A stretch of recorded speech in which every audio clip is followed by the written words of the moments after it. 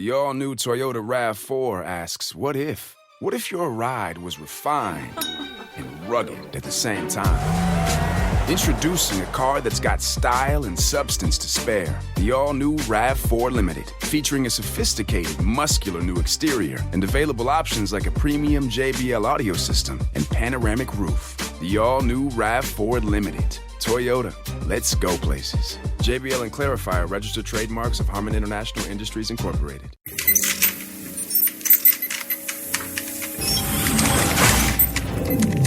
This is Master Obi-Wan Kenobi. I regret to report that both our Jedi Order and the Republic have fallen. Our future is uncertain. But in time, a new hope will emerge. Coffee with Kenobi presents Rebels Reactions with Dan Z and Corey Club. All troopers, focus your fire on the Jedi.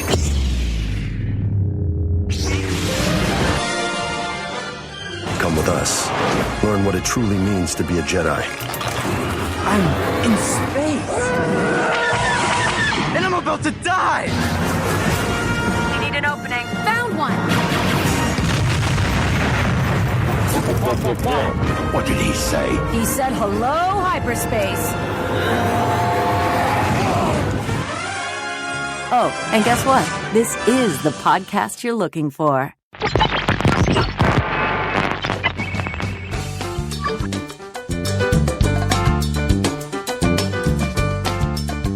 I'm Johnamarie Macias, and I'm from the WookieeGunner.com and MakingStarWars.net.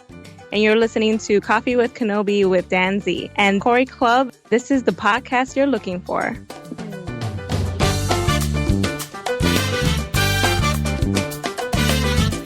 Welcome to Rebels Reactions, where Coffee with Kenobi examines Star Wars Rebels through a critical lens. On today's show, we will be discussing the premiere movie of the series, Spark of Rebellion, which introduces us to the crew of the Ghost. We have two esteemed guests joining us for Rebels Reactions, Johnamarie Macias and Craig Dickinson. Johnamarie is the creator of the Wookiee Gunner, an amazing and insightful Star Wars blog. She is also a content contributor for MakingStarWars.net and a co-host on Now This Is Podcasting. She has contributed to StarWars.com and is a strong voice in the fan community. Welcome, Jonah. Hi, thanks for having me, guys. You bet, you bet. We also have Coffee with Kenobi's Rebels reviewer, Craig Dickinson, joining us. Craig's reviews, entitled Rebels Reconnaissance, are featured after every episode premieres on Disney XD, and his analysis will have you looking at each adventure in bold new ways. Craig can also be found on Star Wars in the Classroom, and has been featured on our show, as well as Star Wars Kids Cast and Full of Sith. We're happy to have a cup of coffee with these two, and to finally talk about this exciting new direction for the Star Wars saga. Welcome. It's awesome to be here, guys. Yeah, awesome. Yes, well, Jonah and Craig, it's great to have you on. Craig, return guest. Jonah, we wanted to have you on for a while, and this is the perfect episode.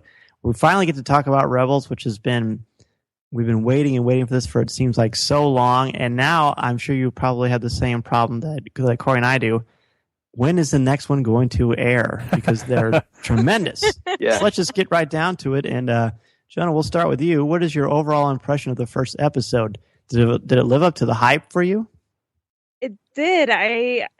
I went to see it first at an advanced screening in here in New York City, and I was just blown away. I was grinning from ear to ear, and when I saw it, I just couldn't take my eyes off of the screen, even though I wanted to nudge the people beside me and say, "Oh my God, we're watching it! This is it! It's finally here!" But yeah, the show definitely lived up to my expectations. It's everything that I hoped it would be and more. It touched on everything, especially those A New Hope sentiments and feelings that they were trying to get at, and I'm glad that it didn't fall short, because it's so hard to live up to that, and they really set the bar high. I mean, especially coming from the Clone Wars, where that show for me, it changed my life, and it's one of my favorite things ever from the Star Wars galaxy, from the universe. And just to be on par with that show, at least in my opinion, it's amazing, and I'm glad that we finally have it in our grasp, and we're gonna get it on a weekly basis now. I do have to ask, though, before we move on to everyone else, do you think seeing it the way that you did perhaps influenced how you first digested this, or do you think it was just a happy coincidence? I want to say that I would have reacted the same way if I were watching it for the first time on my couch, like I did this past Friday. Except I wouldn't have had all those awesome fans next to me, so I would have been cheering on with my mom beside me. But I think I think I would have reacted the same way. I would have been online on Twitter, tweeting with everyone, and just enjoying this awesome experience with everyone. Well, excellent. I can't imagine what that must have been like. We're all very envious, but happy for you at the same time, because that's awesome. That's awesome. You got to meet a lot of great people, and we'll certainly ask you about that a little bit later. But Craig, what about you? What were your overall opinions of this first episode, and how did it meet the hype for you? I loved it. I was really excited by it. And just to speak to the way that you view it, I watched it for the first time on iPad. So, and even that small little screen huddled over it was an amazing experience. So it absolutely grabbed me from the first minute. The sound effects, the music cues, I loved the way it looked. Just all the callbacks, things that I've spent so much time focusing on when I use that in my teaching.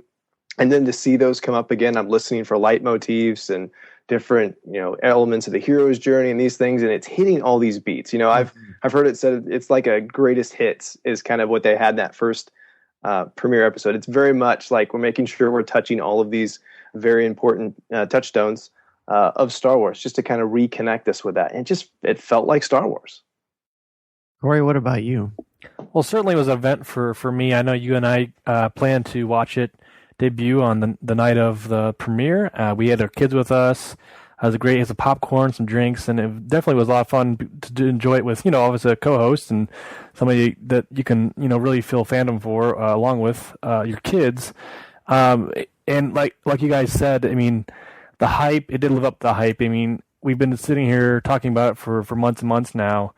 And, watching all the little clips and watching all the previews and the 7-minute preview that came out, it just seemed like it just kind of came full circle. Like, okay, like you said, it was just like, let's do this. I'm ready for this. And it was exciting to see it actually be on the screen and just be fleshed out. And you can see the connections between the characters. And it's just, you could just definitely see the work with so much passion into this as a series and as a first episode. I'm excited to like you said, let's do episode 2 and 3 and 4, and we'll keep on moving. So yeah, a lot of fun.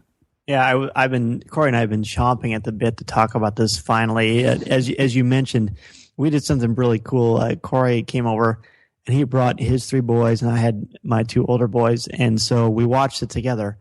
And the ages, I have a 15-year-old and a 12-year-old, and then Corey, how old are your kids? The oldest is 9. And then 7, and then 5. So quite the diverse. A huge difference. And so at the end of tonight's Rebels Reactions, we're going to play the immediate reactions of all of the different boys after they watch this. And it's pretty fun because they all take it in very different ways. And for me, I think it met my expectations. I was incredibly happy about this. I learned a long time ago that when there's so much hype for something, you have to try to balance that. Yeah. And it was tricky to do with this, and I think it met my expectations. There's a part of me that wanted it to exceed it, and it actually did when I watched it for the second time in preparing for this show. But we'll get into that, and let's just start off, and Corey, I'll just throw it back your way. Let's talk about the visual style of the show. I've heard a lot of people seem to not be able to help themselves and compare it to the Clone Wars, or compare it to Pixar, or compare it to other things, or, oh gosh, the Wookiees look weird, or oh gosh, the Wookiees look cool. And what about you? You're the designer here. How did you feel about the visual style of the show? Well, obviously we're coming off of Clone Wars and the incredible, the season 6 that was offered through Netflix was just like the pinnacle of animation style. They really hit it really out of the park with that, and just to come off of that and go into this series, it definitely has a different feel, and I think that's good. I think that's good to be able to make that separation, I think, as far as the visual style.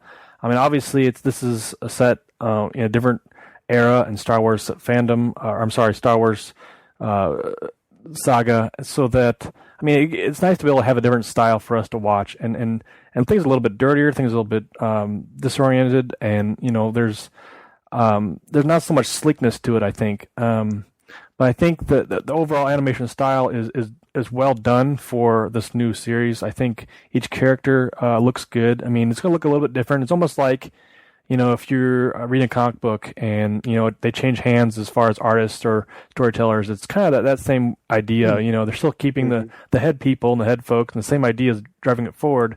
But, you're looking at a new illustrator or a new artist doing, a Spider-Man or Batman or something like that. So it's still the same idea. It's still the same heart, if you will. But, obviously just different style. So, yeah, I think it's all there. When there was close-ups of characters, particularly Kanan, how did you feel about the texture of his skin? Yeah, I mean, when they got close, and they didn't get a whole lot of close early on. I did notice Zeb's giant yellow eyes really bounced out at me. I noticed even all their eyes were very, particularly Ezra. Yeah, glowing and everybody had their own kind of color eyes, and that would really jumped at you.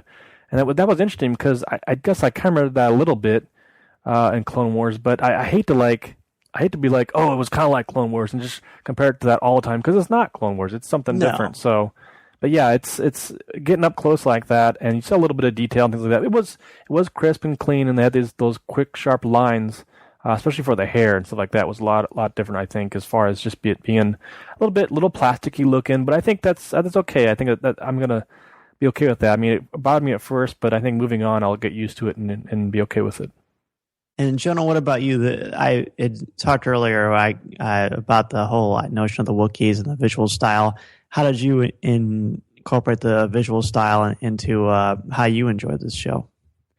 Yeah, I coming off of being a huge Clone Wars fan, you can't help but compare it. But at the same time, I'm kind of glad that they went with a different style, because it's a different era, it's a different story, and it's great to see the creators challenge themselves that way. And, you wouldn't want them to, just continue with something that they're used to and something that they've already mastered, because we saw the, 6th season and it was just beautiful, especially that Yoda arc was just breathtaking. Mm-hmm. So it's great to see that they're challenging themselves and adopting these new styles and learning from scratch over again. So it's not something where they're just going to sit back and, enjoy the show sort of a thing. They're just going to work hard at bringing us something different. And I really liked that. It's not one of those, oh yeah, here's the same old thing. So it was great to enjoy that new breath of fresh air, basically. Yeah, I think it's similar, but very different. I agree. What about you, Craig? Well, I kind of come to this from a slightly different perspective, because I came to Clone Wars kind of late. It just didn't really work for my schedule. And so I've seen them all and I loved them, but I wasn't really invested in it for the whole length of time that it was on. And so it's probably a little bit easier transition for me to it's Star Wars. And so it looks a little different, but I'm not so invested in that style, if that makes sense. It does.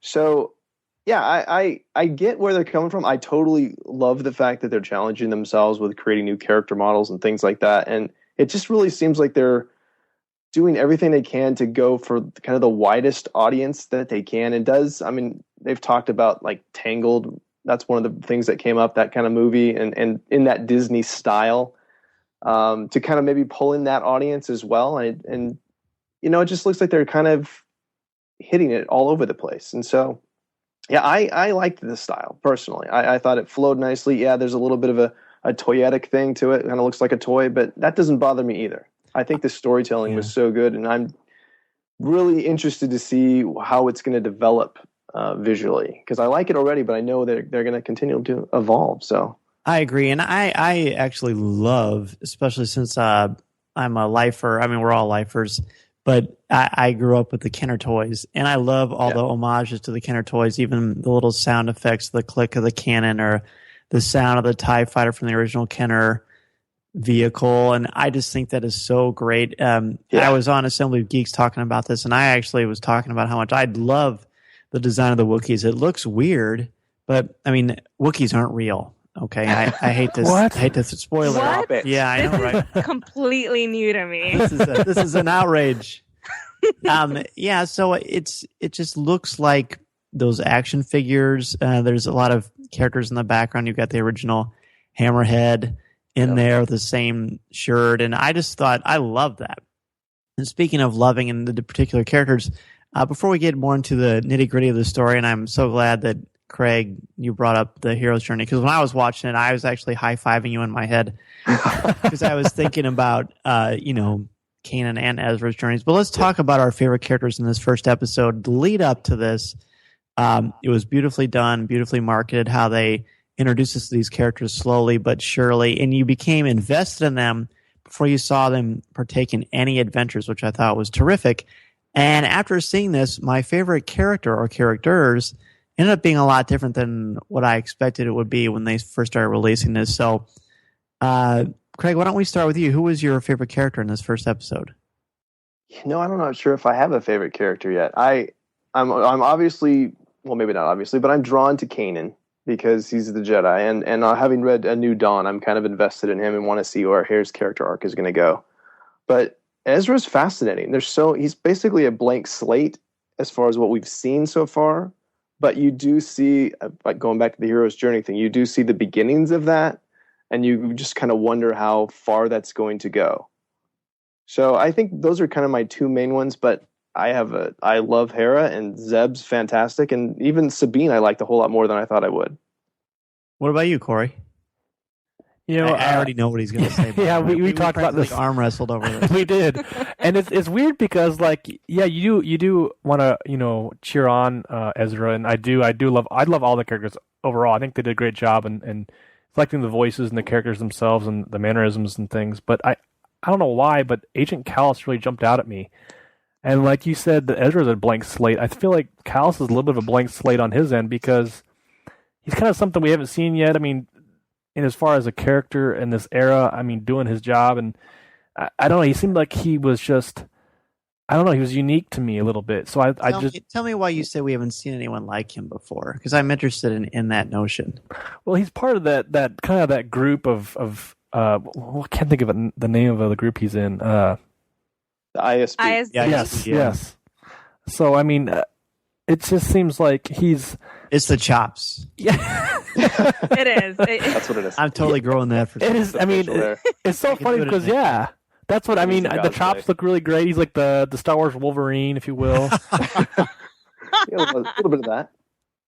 And yeah, he's like a Star Wars Wolverine, but a spy. But but he can still do the heavy lifting if he needs to be. He's the commanding. I don't know. He does a lot of good, cool stuff. But yeah, he's very intelligent, and his voice is so captivating. David Oyelowo, he does a great job. The whole cast, as you had mentioned, Corey, that is just spot on. It's clear that Lucasfilm knows what they're doing when they're casting them. I'll just go with mine real quick first. Agent Callus, I was going to say that, and he's probably going to be a close second for me for a lot of reasons.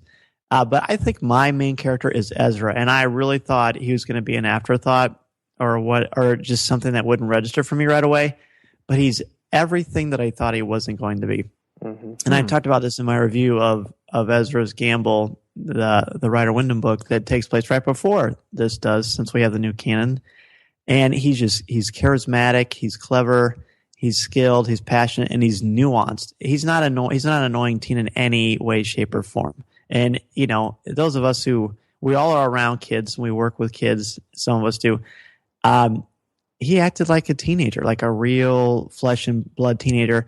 And something about his eyes being a window to the soul, which I'm going to talk about a little bit later, but just the color of his eyes and the hope that he has in them, I just find him to be someone that we're really going to gravitate towards. And I think he's catching on in a way that Ahsoka did, but he's going to do it a little bit quicker than Ahsoka did. And that's certainly no knock against Ahsoka because she's a wonderful character as well. So, Jonah, to you, your favorite character this episode. I'm torn between Sabine because she's Mandalorian and I love Mandos, but I also I had to come away with Ezra as well because I just really loved again how you said that he's an actual teenager. He's what you would the kind of person you would talk to on the street. And I really loved, I think what won me over the most was the scene when he fell into the chair and he saw that he was in space And was then he amazing. sees he sees the TIE fighter and he's like, and I'm gonna die. So he just hit so many great humorous points throughout that entire episode, and I love a kid with great humor, and he definitely had that. I agree that charisma is pulling through, and he managed to encapsulate verisimilitude, because you feel when he's in that cockpit and he sees the starfield and his eyes literally get huge.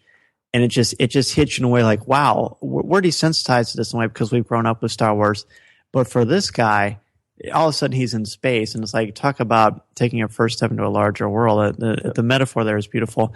So I want to jump into something that I'm happy to say that I first started talking about on Full of Sith, I don't know, a month or two ago, and now it seems to be talking all over the place, and has absolutely zero to do with me bringing it up on Full of Sith, but everything to do with what's going on when you watch this, and that's the violence in this. And the main reason I bring this up, besides the fact that it needs to be talked about, is when you hear people talking about the Disneyfication of Star Wars and, they're going to ruin Star Wars, it's very much the opposite. They have added some adrenaline into Lucas's franchise, and we see these heavy adult themes in a TV show that's labeled for ages 7 and up, right? So we're watching this. I'm watching this with Corey's kids who are younger, and I heard on the Wolfpack podcast that 33 stormtroopers are killed in this episode. I didn't count, but I believe them. They're good guys. They know what they're talking about. Yeah. We see racism with the Lothal rat and the way they treat one another. There's a lot of heavy themes there. So this whole Disneyfication thing is a myth, which it's always been, but it's the violence that I think is something that needs to be discussed, and probably will be discussed quite a bit. And probably for me, the heaviest is the fact that these stormtroopers are not clone troopers. They're flesh and blood. Whether they were forced into service or they volunteered or what have you, there's real cost here. There's real loss of life. And in many ways, it's done very cavalierly. So, Corey, how do you respond to that notion? Yeah, it's definitely something that struck me with the Clone Wars. I think of even the beginnings of those first seasons was the body count of just. But those are droids, Those are droids, right? So then, then of course clones. They moved on to clones, and we get to know some of the clones and realize that they're beings, human beings with thoughts and feelings as well, not just soldiers. And then, like you said, the stormtroopers. It's a totally different era, and it's just they obviously don't show the blood and things like that, and it's very soft. It's very soft violence, I think, as far as not the end. Not the end. No, not the end. Which gets me every time I see that. The stormtroopers themselves, I think, like I said, they're obviously they're a bully force. They do haggle that shopkeeper at the beginning there, and they're talking down to him, obviously, and arresting him, taking him off for no reason. And it's just kind of that's how they're portrayed, I think, too. It's they're trying to establish the Empire's fist in the galaxy here, and they're doing a good job of it. They're coming on strong, but I think that's the way it is. No question. It's called Wars, Star Wars. Yeah, exactly. But you're watching it, and you're a parent. You're watching this with your kids. Were you concerned about this cavalier, not necessarily cavalier, but this immediate loss of life? Yeah, maybe it's easier because they have masks on, and you can try to pretend like they're robots in your brain. Maybe, but I don't think of I don't see them of dying a death. Maybe they're knocked out, or maybe Kanan shoots them all right through the chest. Yeah, but there's no blaster marks, and there's explosions. There's explosions. Yeah, they're also wearing helmets. They're definitely and armor too. They definitely had blaster marks on them. You saw the red, like the black holes after he shot them. Yeah, I guess that's true. You're right, and I guess the explosions. Nobody wants to be next to an explosion like that. So obviously people are getting hurt. So no. Yeah. I guess I don't know if I'm maybe just looking at it. Maybe I'm desensitized to the fact that it's a cartoon, and all cartoons can bend, and their arm breaks, and they're good to go. And it's just maybe it is me. And I you bring a good point up. As far as my kids watching it and things like that. And did they ask you about it at all? No, nobody said anything. I think even they're desensitized to it. I think as well. Obviously, anything with kind of that Disney logo is kind of like thumbs up, good to go, kids. It's like it comes with that. So it's interesting because now it makes me want to go look back at it and really not necessarily count the stormtroopers, but just see how it's just represented. I think in a different light. So you guys make some good points. Dan, I think you hit on something about the helmets. The fact that they're anonymous, I think, makes it easier for us to be desensitized. And the fact that we've seen stormtroopers forever just being slaughtered, we just don't think about it, And if we get to the point where we see them without their helmets being killed, I think that would change things. But they're kind of anonymous. They're kind of almost robotic in a way. Yeah, and I think I find it becoming a bit trite. It's become the easy punchline that they're bad shots or they're inept or they're bungling. I mean, they must have some sort of thing to them that makes them want to be effective, because the Emperor is powerful, clearly, but he can't take over the entire galaxy by himself. He needs soldiers. He needs troopers. So they must be doing something right. And if they're that good of shots, then this show's over in 5 minutes. And R2-D2 gets blasted on the blockade runner at the beginning of A New Hope. So there has to be, they have to have some sort of value in some way, shape, or form. I sound like a Stormtrooper apologist, and I'm actually not. But it's just something that I think that there needs to be dialogue about. Jonah, how does the violence? And you were there. You saw the live audience, and everyone's rabid Star Wars fans. Did that come up at all, or have you heard much about this? I do remember the little screening room I was in. They burst out laughing when Callus kicked that stormtrooper to his sad death, and it is funny, but it's also disturbing. It is. It's very I laughed as well, but I kind of went, oh no, afterwards. See, yeah.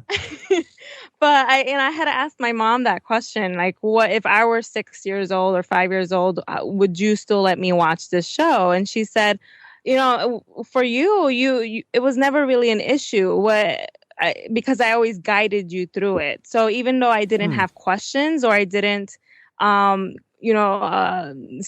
put off by anything that I saw, she, took me to the side and said, you do understand that, this is a war, that these are two different sides, that if one didn't protect the other, and so on and so forth. So I always grew up with that sort of, voice behind at the back of my mind, and letting me know that these were the differences. So, and if you do that with your kids, I'm sure, they will also understand those differences. So even though it's Y7, it's still recommended that you yourself as a parent or as a guardian or as a teacher, and, you look at these differences and you let them know, and you help them through it as well. Right. It's a perfect opportunity to have a conversation. Yes, definitely. And Craig, exactly. Did your kids watch this episode? They haven't seen it yet, and that's been. It's interesting that you guys are talking about that, because my son is 6 and my daughter's 4, and I would probably let them watch it, but it's not definite. Mm-hmm. So I've watched it a couple of times, just the last couple times specifically to screen for that. How am I going to walk them through this? Is it too violent? And that's actually, it's the fact that it's actually a concern is, yeah, it's kind of weird being on a Disney cartoon, but right, and it's part of the it's there, and it's just part of the conversation. It's something that I think deserves a lot of analysis, and I think it's fascinating. And hopefully, if the stars align, we ever have Dave Filoni on, we're going to ask him that particular question. So let's shift gears a little bit and let's talk about Hera. Hera is someone, clearly Vanessa Marshall, one of the ultimate favorites in Star Wars fandom of all time. She brings Hera to life. She's a strong, amazing character that we love. How did she hit you all for this episode? Because actually some things happened with her that I didn't respect. And let's just throw it out there right now. Yes, she refers to Kanan as love. Yes. This is true. Now, if you listen to her interviews she did with the Forcecast and Jedi News and Ion Cannon, what she said was, yes, I called Kanan love, but much in the way that a British person would say that to a friend or a brother or a sister, it wasn't a romantic love. And Vanessa Marshall actually says she's too busy with her mission. That's really her main focus. Not to say there isn't chemistry there, but that is her main focus. How did Hera hit all of you? And Jonah, we'll start with you. I know you're a big fan of Hera. I am. I love Hera. She's very wonderful and such a positive image for especially the fangirl community. Mhm. And in terms of that, and personally, I'm a big Hera and Kanan shipper, but that's me being a fangirl. I'm sure. I don't know if you heard me ranting and raving about please don't make this into Twilight or not. Oh no, and I wouldn't want it No to be chance. that way. No, and you definitely, if you've read the Star Wars: A New Dawn book, Yes. you even get that message from her in that 6 years ago before Rebels started. She has this goal in mind, and she does not want anything else to interfere with that. Sure, there might be chemistry or there might be something there in terms that they care for each other, but not really. That's not really her focus at that moment. And I completely agree. That's how it should be. I don't want it to turn into some odd. Will they, won't they? Yes, exactly. So Yeah, please don't. There's definitely. Now I want it to. Oh, fair. It's bigger than that. There's more. I mean, obviously. Oh yeah, exactly. There's definitely more to it. There's a bigger picture. Yes, and again, as I said on our recent show of Coffee with Kenobi, I'm not against relationships. My wife's hot. Give me a break. But you got to keep in mind what the focus is here, and Exactly. and what the audiences are, and I'm sure you all saw the ratings. It seemed like overwhelmingly over 80% of the audience was male. So I guess that's probably going to be something that they factor into the whole thing as well. But should they? And conversely with that, I'm just going to keep piling the hair out there. She is someone that I've always thought was probably going to be my favorite character. And she's strong, and she's the silent leader. She's the soul of that ship. Okay, then why is she always staying behind with the ship? I understand that she's the best pilot. That's a granted. That's a given. But why isn't she going out on adventures with these guys? That was problematic for me. She's the Walsh of Firefly from Firefly. But is that even necessary? Don't they have like a security system? Can someone else stay behind? Yeah, but they got to get out quick when they're running like special ops and stuff. Mm-hmm. It's part of the plan. Did any of you notice that though? Why is she staying behind with the ship all the time? I did notice that. Yeah, I think it's because she feels comfortable knowing that she's the one who can get them out of a sticky situation, using what she loves most, which is the ship, I think. So that's how I see it. And maybe, who knows, maybe we just don't know of any adventures so far that where she is on the ground, sort of a thing. And I'm hoping we get to see. Actually, we did. We saw that little clip of Sabine and Hera looking for that, whatever it was. And the next episode shows it as well, which we'll get to that on our next Rebels reactions. But I think it's something that will probably develop, and I'm sure there's going to be a lot to it. But just in this particular one where we're first introduced to her is, again, something that you can't help but be aware of. And there is something to be said, too, for the fact that she's in control. She's driving the ship, and they all have to count on her, which is cool. And I also realize that when she gets Ezra to go back into the Star Destroyer, it's not because she can't or won't. It's part of Ezra's test. They're trying to see what he's made of. Yes. It's part of his hero's journey, Dan. That's right. That's right. He refuses the call and everything. Exactly. Mm-hmm. Well, you know what? And A New Dawn, I think, is almost required reading. Yes. Before, or at least in addition to this show, because then you that get and to Huck see... Finn, they're both good. That's good too. Yeah, I like A Tale of Two Cities also. But seeing how she really is the one in this group who was the organizer, she was the first rebel that we've seen. She's the one that Kanan joined her. It wasn't the other way around, and so it really makes sense knowing that she has that leadership role, that she's kind of the driving force behind everything that they're doing to disrupt what the Empire is doing. I like that. I agree too. I think A New Dawn is required reading. I read it obviously before we saw this episode, and it really helped me get into her character. And like you said, it's nice to see the progression. And it's very, I was kind of like I was with Dan with where I was thinking, oh, she'd be a really cool character. I'm excited to see what she can do, and just having that John Jackson Miller's book just as a preamble to get into the character of Kanan and Hera, just to see where things are going to lead up to. I like the really fact that you said she was the first rebel. I think that's really cool way to put it. And she definitely drives the team, in their motives and obviously in their feelings and thoughts. And she's really a really nice driving force. So she's really powerful in that respect. She is. And speaking of powerful and A New Dawn, let's just talk about Kanan and the big Jedi reveal. This is something, it's another reason why I'm reminded that I don't like spoilers, small or big. I'm expecting Jason to jump in here anytime and say, hey, because he's awesome, and that's one of his gifts. But on Coffee with Kenobi, we're going to talk about how it's revealed that Kanan is the Jedi. And for me personally, when I watched that scene live, I thought, wow, this is powerful. This is amazing. This is goosebump inducing. I wish I didn't know it was coming. And that's neither here nor there. But I did think it was awesome.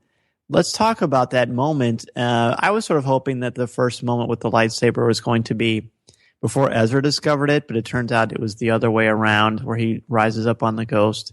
How did you guys enjoy that particular scene?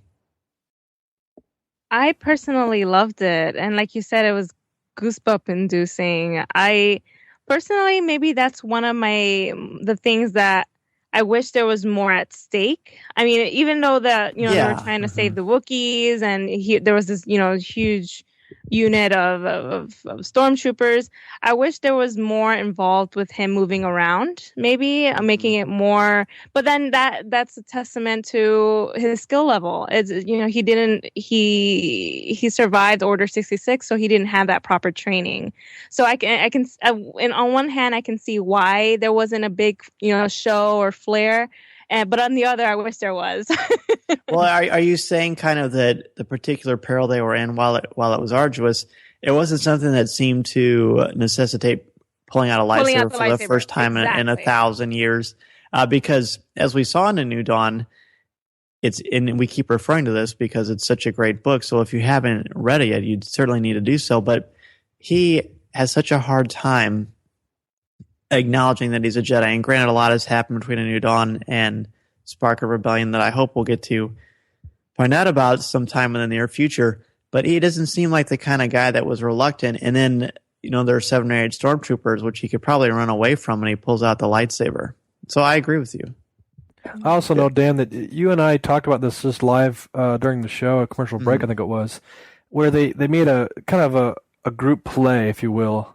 22. Was it play 22 or something like that? I think so. Yeah, and we were debating. Yeah, we had debated that. Look, was that the Jedi reveal play, or was it the hide in the crate play? You know what I'm saying? It was like right. It was. Yeah, I wondered that too. It was kind of interesting. I was like, well, that's the last trick they have up their sleeve. They're going to pull it out now. I mean, I did feel like it was a little. It was a little forced. Yeah. But I also think that might be because... No pun intended. Yeah. Very good. But I also think that might also be because I think they've revealed their cards a little bit more rapidly than they normally would because of Ezra and the fact that he's force sensitive. I think that's a big part of it. And after watching this episode for the second time, I completely agree with you, Corey, that was in fact... That's why they all looked at him like, really? Mm-hmm. That's the secret. And one of the classic lines in all Star Wars, Clone Wars films, whatever, is when he said, I'm about to reveal a really big secret.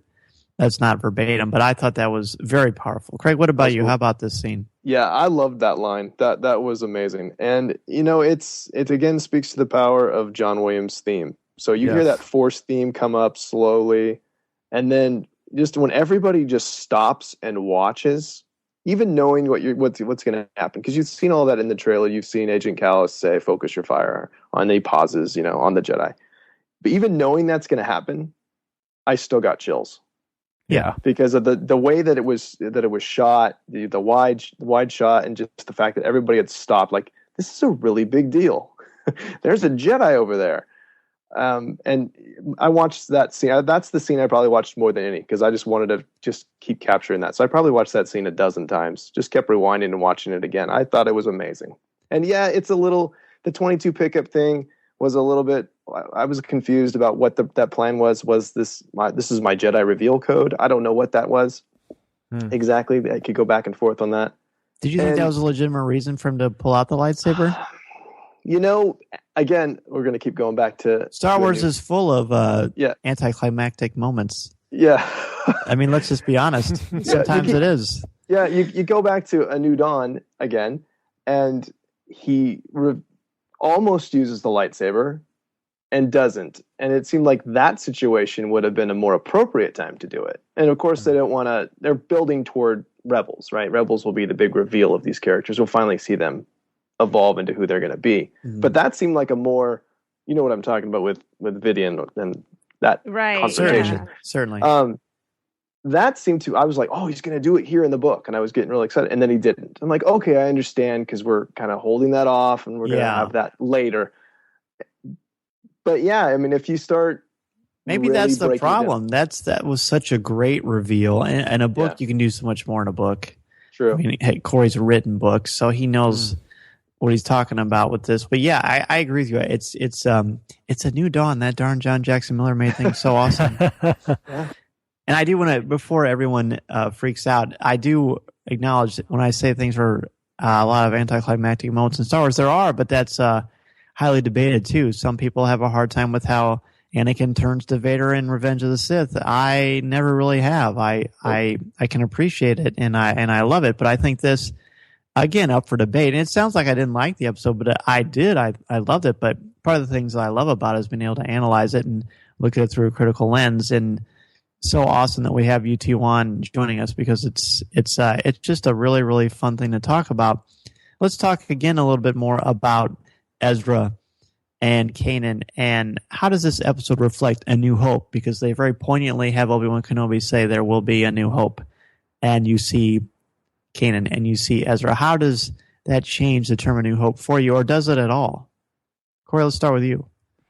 Yeah, it definitely reflected. Obviously, it has the echoes of building to something, and I even thought about this too. I mean, obviously they're gonna play with that time period and leaping back to that. And I hope that they do it in the right sense, where they keep Luke's call it his destiny, at where it's at. I hope they don't cheapen that, and I don't think they will. But I mean, it's just a fine line, I think, even for fans to be like, oh no, Ezra's going to steal the spotlight, if you will. It's just, I don't think he's going to do that. I think it's going to be kind of a different way, and I hope they play it up to the fact that the relationship that Obi-Wan Kenobi had with Anakin, and that relationship, the brothers' relationship. And I think that'd be really a nice way to do it with Ezra and Kanan. So I think, going into A New Hope, we know that's all coming and moving that way. I think it's going to be a nice little shimmer of just looking at that and saying, here's where we're headed, and really just impact us even more now that we, those series maybe ends, we go watch A New Hope and just have much more gratitude towards it too. I mean, I think they're just going to display everything. Just a little spark. Yeah, spark, if you will. Yeah. Craig, what about you? How does this change A New Hope, or does it at all? I don't think it really changes it, but I do think that Corey brought up something interesting. That's the one thing that I have a little bit of hesitancy toward, is how does this work in with Luke being A New Hope? And if you have other Jedi that are shown, are they destined to die before the events of A New Hope?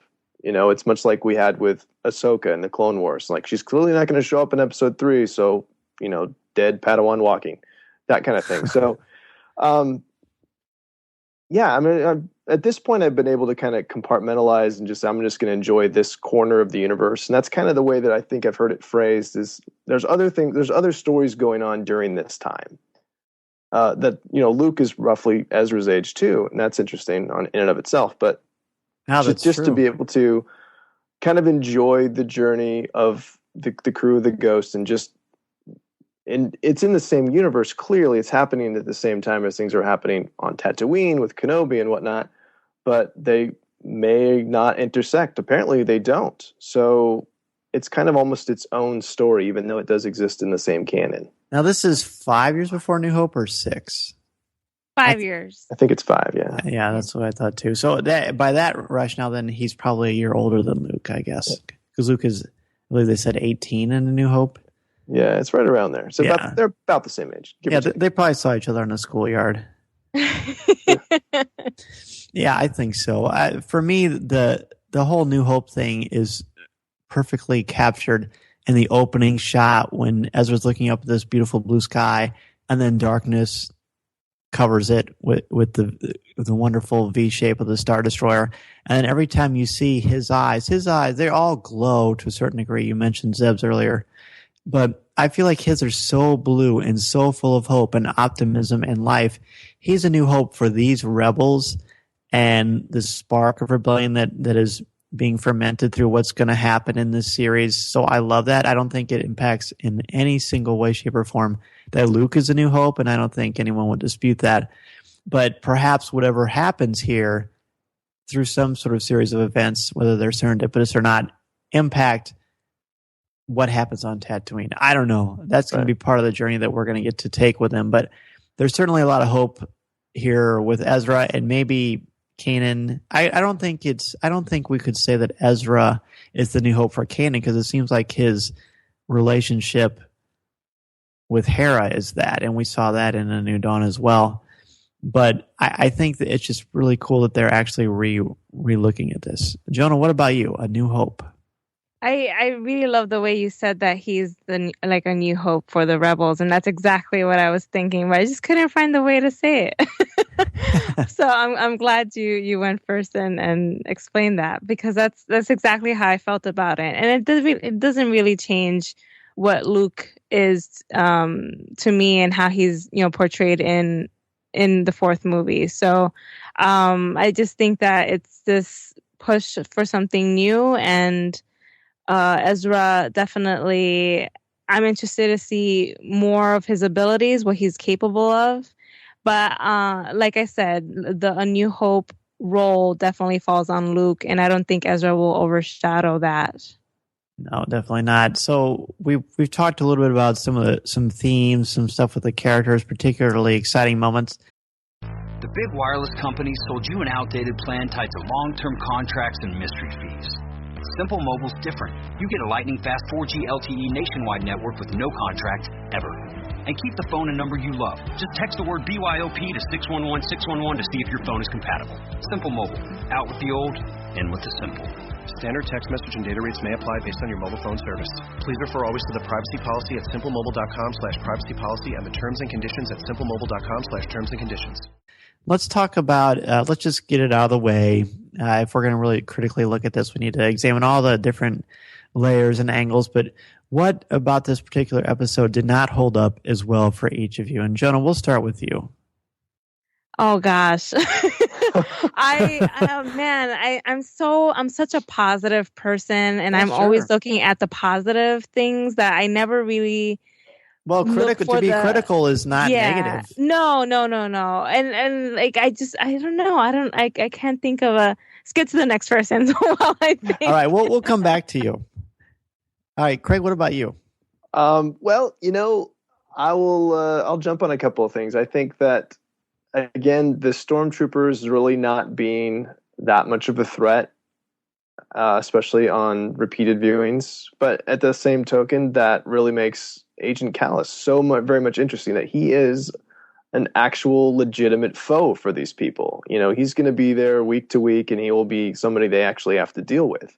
He's not a bumbling idiot. He's not even, the Snidely Whiplash that General Grievous was in Clone Wars. He seems like he's somebody you really got to reckon with. And he can't twitch his mustache because he doesn't have one. No, he's just got this sweet sideburns. That's right. But, and this is not really a gripe, but more just I was surprised that, and I guess happily so in hindsight, that we only saw the Inquisitor at the very end and just in hologram form. I was like, we have to wait again. Yeah. But just knowing that he's out there, I thought was very cool. But I was like, oh, he's not even in this. I got to wait. That stinks. Corey, what about you? Yeah, Jonah's still over there twiddling her thumbs. I am. That's okay. Yeah, Craig could bring up a good idea of the Inquisitor. And my kids, it's so funny, we were driving home, and that was their complaint too. They're like, oh, we didn't get to see the Extinguisher. I'm like, no, it's not the Extinguisher. It's the Inquisitor. Speaking of Parks, yeah. Yeah, it was pretty good.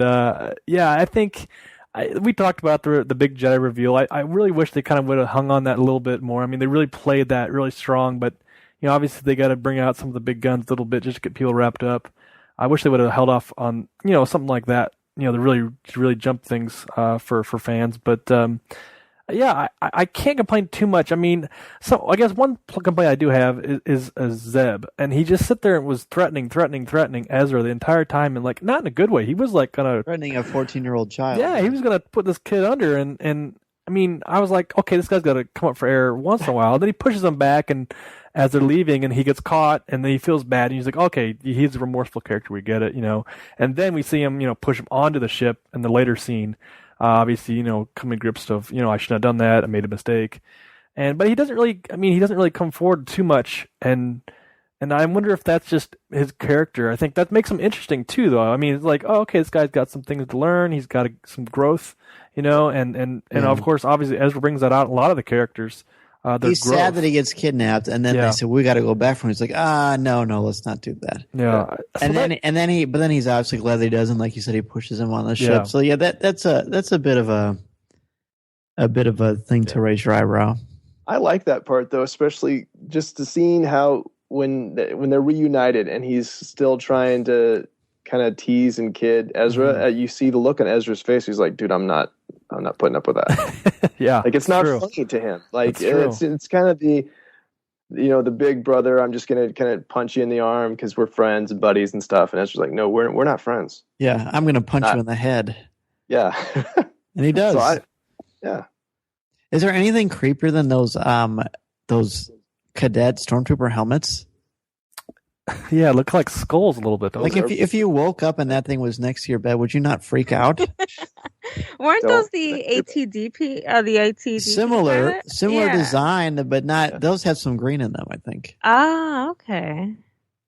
So, Jonah, do you want to go yet, or do you want me to? Oh yeah, I will say that I wish there was a bit more Sabine, since I mentioned earlier that she's going to be she is my favorite character.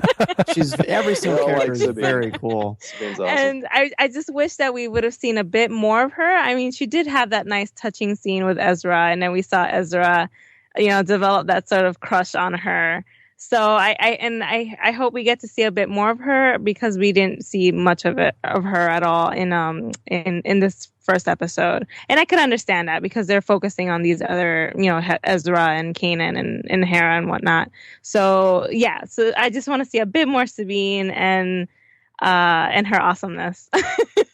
Fair enough. I think if I have things that didn't hold up as well for me, we talked about the Jedi reveal, and I talked about how I would have liked to have seen the way he reacts when Ezra gets the lightsaber for the first time.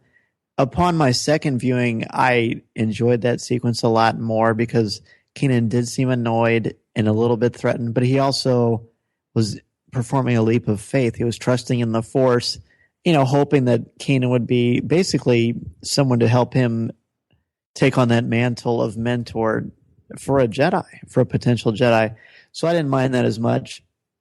The violence is something that is a concern for me. And I thought at the beginning, even though there was a big action sequence, I felt like their chemistry, once Ezra gets on the ship, then I'm all on board, and they just instantly click. And you do feel that family dynamic that is there. So I really enjoyed that part as well. Other than that, the only thing that I really had a bit of a gripe with was the fact that we've been hearing for so long that they're going to be in Lothal the whole time, and then Ezra pronounces Lothal in a different way, and maybe that's sort of like a Jersey, Joyzy kind of a thing. But it seems like for a ship that's flying in and out of one planet that's supposed to only stay on one planet, they go a lot of different places, and the Empire can't figure out that this is the same ship because they scramble a code. I found that to be lacking in verisimilitude a little bit. So maybe that's just something where you have to suspend your disbelief and remember that it's space fantasy. But that's something that kind of struck me. Yeah, maybe if we could just see like a whole bunch more diamond-shaped Carillion ships just floating through the Lothal atmosphere every now and again, like, oh, it's just one of those. Yes, maybe exactly. But yeah, if it's unique, that does make it kind of rough. Like they do have eyes. Yes, exactly. And if Agent Callus is on the case, he's clearly not Inspector Clouseau. Yeah. So he's someone that you pretty much believe. Then again, maybe this is more like stormtroopers don't have a good aim. There has to be some sort of suspension of disbelief there so that you can enjoy the story and the storytelling and the myth making that's taking place throughout this awesome show with so much potential and so much promise. So can we talk real fast about Chopper? We haven't brought him up yet. Yeah. And I want to say one more thing too about the kind of the quirks, I guess. The hyperdrive worked every time. I think it feels like it's just like, come on, really? I mean, we have a little bit of like, tension it's of newer. like, yeah, I guess so. In the past. I'm sort of glad that you brought that up because some people, I've heard very mixed reviews. I'm sure you all have, about the musical cues and the little homages to the original trilogy and just Star Wars in general. Personally, I'll just go first on this one. I didn't feel like it was pandering in any way, shape, or form. I thought a lot of season 1 of the Clone Wars did a little too much meta winking to the audience about what was going on. I thought the musical cues in here worked. I thought they were powerful and poignant. And we don't have any of the original characters or any characters that we know from anywhere in Star Wars except for a very brief hologram of Obi-Wan Kenobi. So I think that it kind of added to the atmosphere and the mood of everything. And I love the little nods and winks to everything else, especially to the action figures and stuff like that. It just kind of shows you that this is one big universe. There are a lot of separate pockets, more than we've ever seen before. But it just adds to the depth and the warmth of this universe that we love so much. So I liked all that. Oh, and to go along with what you said about Obi-Wan, I wish we hadn't seen that in the trailers either. I wish that would have been another surprise. Yeah, cool. Especially because James Arnold Taylor voices him again. Yeah. Exactly. So that would have been a super awesome surprise upon seeing that. He could have been a little older too, I think. Looked a little young. Yeah, well, the beard was pretty clean shaven. Yeah, that was pretty intense. Did any of you think that there's too much of that was it pandering or was it just nice references? Yeah, it was a lot of nice little winks. Even the Wilhelm scream was in there. That was great. Yes. That was great. But I mean, it's fun. And it's like they dipped into the original trilogy and the prequel trilogy a lot of times, but not too much. Where I was like, oh, come on, get over it. But I mean, I felt like you guys, we said in the beginning, like this is Star Wars, and you get that little chill in your bones, and you get excited about it. You're like, all right, let's do this because we're fans. And I think that's even if they just would have thrown a bunch of stuff in there, we still would have loved it. I think they did a good job, and I think that just having that stuff in there was just playing up to the saga itself. Yeah, I just think that's how Star Wars works. You have reoccurring themes that you should hear during certain things. You should hear the Force theme when a Jedi's using the Force. You don't hear Luke's theme, which you shouldn't because he's not in there. Mm-hmm. But what I thought was really interesting was you heard Leia's theme at the end. Did you guys catch that? Oh, really? I did not. No. When they're on the Ghost at the end, when they reunite the Wookiee child and the parent, they play Leia's theme, which I thought was really interesting. And it's obviously it's a romantic theme in the sense like romantic period. So it has that very kind of sweeping emotional feel to it. And I guess that's what Kevin kind of was trying to get to or to reach. Mm-hmm. But I think, and that's the beauty of it, is that it's subconscious on some way, on a lot of levels, that you hear these themes, but you don't overthink them necessarily unless you're looking for them or watching it so many times you're looking for a new thing every time. Right. But that was, or on a Star Wars podcast. Or on a Star Wars podcast, or having to teach that to students. That's right. Mark that down on your paper. It's a double whammy. That's right. Very good. So let's just go real quickly. We're starting to run short on time here. So let's just real quickly, since we are educators, 50% of us. No, that's not true. John, you're in education too. You're one of the rogues. Yeah. I'm a librarian. Yes, access services librarian. Yeah, that's awesome. I also teach digital storytelling sessions, so that way students know how to create their movies and for their projects and such. That's awesome. And Corey has done some speaking in schools too. So 100% of us, pedagogy all the way. So let's get an overall grade for this episode. And I sort of cheated, and I was so excited after I watched it, so I texted Craig and Corey and tried to get their grades. But I'm interested to see if after all this time if it's changed. So, Jonah, we're going to have you start off. What's your grade for this episode? I will give it a plus. Wow! All right. It was that awesome for me that I just had to give it that grade. That's awesome. What about you, Craig? I'm still gonna go with A-. I think that it was amazing. There's just a few things that I would have liked to see a little more. Like I wanted to see the Inquisitor, and maybe that's just a personal thing. And yeah, I mean the Sabine not being in it that much. But it's hard with as small as it is in an hour of television. You just can't get everybody in. But Right. I thought it was a fantastic start, and I think it's going to be a great show. Corey? Yeah, you texted me and I gave it away, but I said a B-, but now I'm kind of bumping it to B+ because I was surprised that you said that. Well, it's only because I feel like we've seen these character clips and him and Kaiji Kala saying "Aim of the Jedi" a million times, and like to see it on the screen, I was like, oh, it was really cool.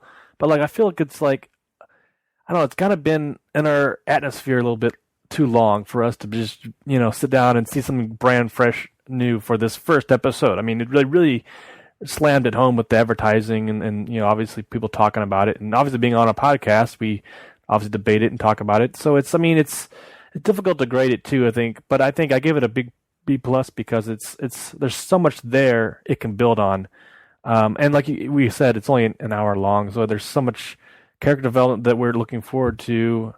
And I mean, it's a lot of fun. So it lived up to the hype, I think, but just for personal reasons, I think it was just a little bit under. Yeah, I really do think that we talked about this a little bit more. I really think that all of the trailers, while I love them and I just could not get enough of them, I think that took away just a little tiny bit of the magic. Well, now while I was watching them, more upon reflection, then I watched it again, and my grade hasn't necessarily changed, but it's a little bit higher. I'm going to give it a B+, which is still really, really strong and really, really good. And I loved it. I went and I know that it's on DVD, but it's not on Blu-ray, and I wanted to have the best quality, so I downloaded it on iTunes just because this is something I'm going to watch a whole lot, and there's going to be little things I'm going to notice, and it'll be so much fun to go back and watch it, years down the road after we know some of the places these characters are going to go. So there's just so much promise, so much potential, and how wonderful that we have new chapters in the Star Wars universe with these characters. I mean, you got to think about the fact that Star Wars is a well-established brand with beloved characters that are household names. Even if you have never seen a Star Wars movie, you know some of these characters. So you bring brand new ones in, which is a bit of a risk, and they hit a grand slam. So that is just so exciting. So exciting. So before we let you all go, why don't we get any last minute thoughts or things that any of you wanted to talk about that we didn't get a chance to? We could probably talk about this for hours and hours, but there's only so much bandwidth out there. So Craig, let's get your any last minute thoughts or reflections you have on Spark of Rebellion. Oh, you're gonna make me go first. Okay. You're our leader. Okay. The last thing that I really want to talk about, I just one of my favorite moments from this episode was when Sabine took her helmet off, and just to watch Ezra's face and watch his whole attitude change. That was the only thing I thought was cheesy in that whole. Oh, I thought that was amazing. His whole body language changed. Of course. And so I was like, "Hey, how's it going?" And then a little bit later on, she has the line, the interplay a little bit, and she says, "Well, we can't let him go." And he looks up at her hopefully, and she's like, "The kid knows too much," and you just see his face just sinks. Like, he called me a kid, and the reason is that I just happen to have some information. So that reminded me a lot of the beginning of Attack of the Clones, and Anakin being all nervous and then getting shut down immediately, and just seeing that. And so I think that those two are going to be really entertaining together, potentially. As it's not going to be Twilight, Dan. Thank goodness. No, it already is. It's already good, so it won't be Twilight. Well, exactly. It's starting from a much better place. But getting to see that, I mean, that's one of the things again with those classic heroes journeys, is that you have the hero and the goddess above his station that he's kind of trying to reach to, and can't quite get there. And so I liked that trope being thrown in there too. Well said, my friend. That's why you started this one. That's good. I love it. Thank you. All right, Corey, what about you? Yeah, I think we all rated it pretty well, and I'm just excited it's here. I'm ready to watch the series, and it's a great blast-off episode. I mean, they show every character. We get introduced to a nice rounded group of characters. I was just excited for each character themselves. There's not one character I'm like, oh, I'm not really that excited about them. I think every character has potential. Even the stormtroopers themselves, and even like the Imperial officers, just to see where everything goes. I'm just really excited to play in this era of Star Wars and just see how everything connects, and just I think they really started off with a bang as far as storytelling and character development. I mean, and it can only get better from here. So I'm looking forward to everything else. Jonah, what about you? Any last minute thoughts or reflections on this one?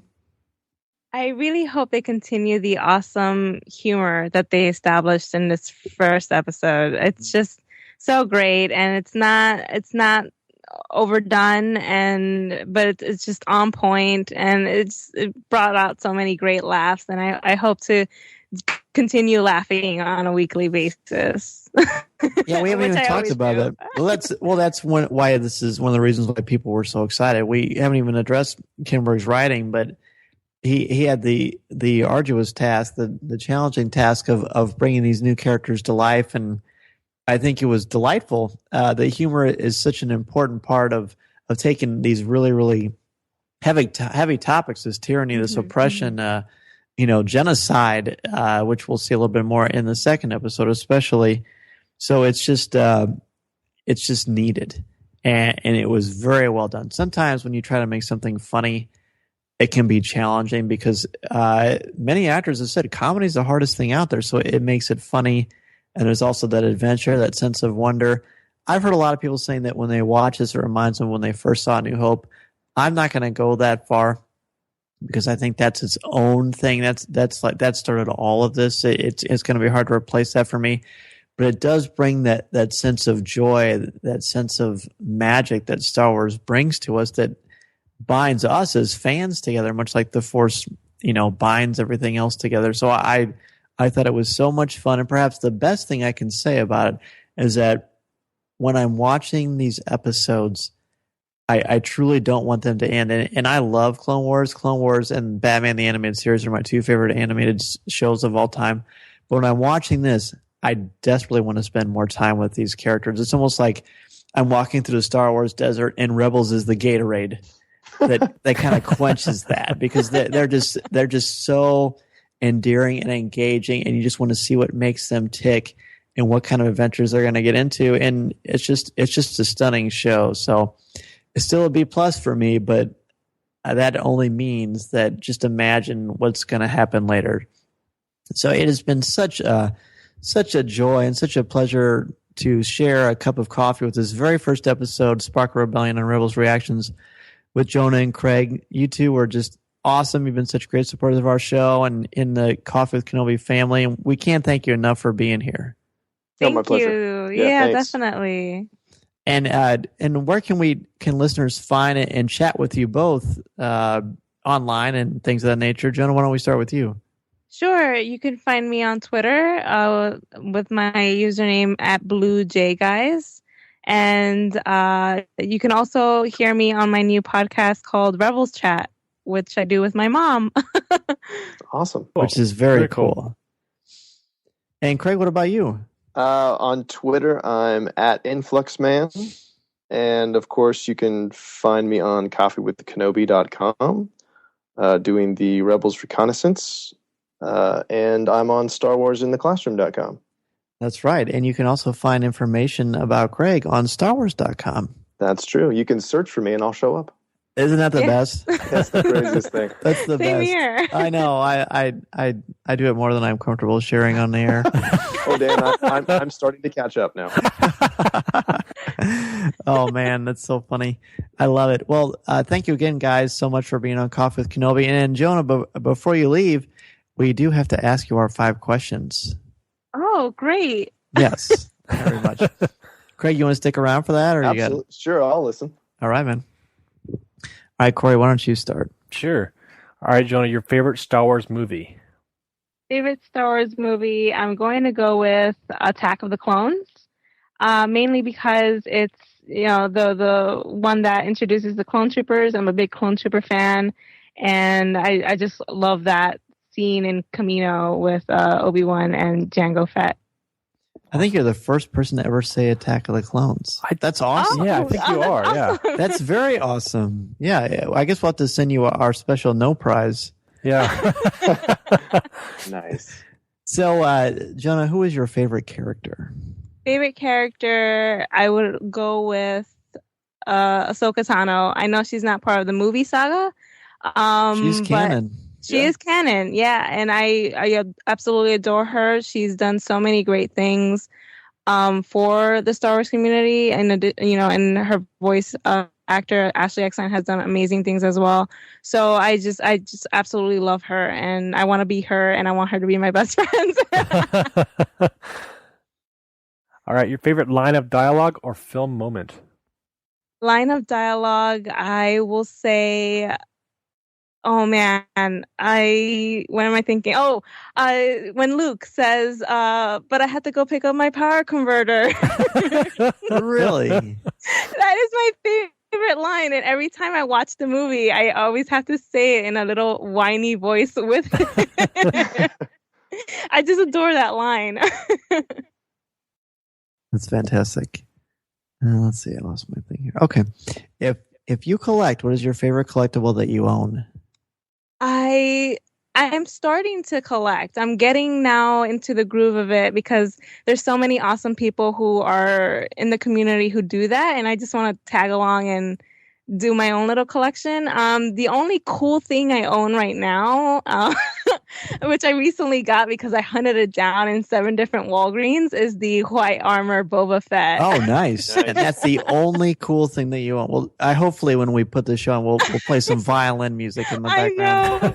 I know, it's so sad. No, but I also have a cool bag that Vanessa Marshall gave me, and cool. it's not a really collectible. It's just a regular bag that I can carry around with me. But I love that in terms of a Star Wars item. And Vanessa Marshall actually personally gave that to you? She not personally, no. She sent it to me. That's fantastic. That's great, yeah. Yeah. We're fangirl flailing buddies on Twitter. That's right. Yeah, that's always so fun. I'm looking forward to actually meeting her on New York Comic Con this weekend. Oh, that's going to be that's so cool. awesome. Yeah. Okay, last question. What particular messages or themes about the Star Wars saga resonate or speak to you? Particular themes, I would have to go with the fact that the Force is this thing that you really can't, it's just this powerful thing that you really can't grasp. I mean, there are ways to grasp it, obviously, by using the Force and whatnot, but just that all-knowing, not really able to, I can't put it into words, but that the mythology of it all, I think, is what really resonates with me, because it's something that I like to tell my own stories, and as a storyteller, it's great to have that sort of mythology just affect people in a way that Star Wars has for the past 30, 40 years now. So I think that's my favorite aspect of Star Wars, and the sort of theme that resonates with me the most. I hope that made sense. It makes perfect sense. Yeah, I love it. Well, Jonah and Craig, we're certainly going to be doing these as long as the good folks at Disney and Lucasfilm put them out, so we would love to have you on again. And Craig, you're a legacy now, my friend. You're our official Rebels reviewer. Make sure everyone checks out Rebels Reconnaissance after each and every episode, and make sure you go to the Wookiee Gunner and check out Jonah's awesome podcast and everything she writes about on the Wookiee Gunner. And we will certainly have links up to all these things on our show notes. Thank you again, Jonah and Craig, and have a great evening. Have a great night. Thanks, guys. Good night. Take care. Bye. Well, kid, you pulled it off. Was there ever any doubt? Yes. Hopper, get us out of here!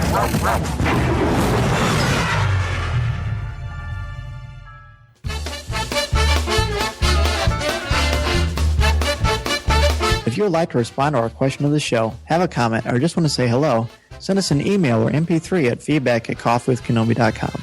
Or if you have a specific question or comment for either of us individually, email us at danz@coffeewithkenobi.com or CoreyC@coffeewithkenobi.com. or visit us at coffeewithkenobi.com and click on the Contact Us section, or comment on one of the stories featured on the site. If you enjoy the show, please write a review in iTunes. You can also like the show on Facebook at facebook.com/coffeewithkenobi, as well as keep up to date on our Twitter feed at twitter.com/coffeewithkenobi. You can also find us on Tumblr at coffeewithkenobi.tumblr.com. If you enjoy the jazz music, download the album Eye to Eye by Steve Torok on iTunes. This is Spectre 1. I need a lift. This podcast is not endorsed by the Walt Disney Company or Lucasfilm Limited. It is intended for entertainment and informational purposes only. The official Star Wars website can be found at www.starwars.com. Star Wars, all names, sounds, and any other Star Wars-related items are registered trademarks and or copyrights of Disney and their respective trademark and copyright holders. All original content of this podcast is the intellectual property of Coffee with Kenobi unless otherwise indicated. This is the podcast you're looking for. There's no one here. Move along. Move along. The all-new Toyota RAV4 asks, what if? What if your ride was refined and rugged at the same time? Introducing a car that's got style and substance to spare. The all-new RAV4 Limited, featuring a sophisticated, muscular new exterior and available options like a premium JBL audio system and panoramic roof. The all-new RAV4 Limited. Toyota, let's go places. JBL and Clarifier, registered trademarks of Harman International Industries Incorporated.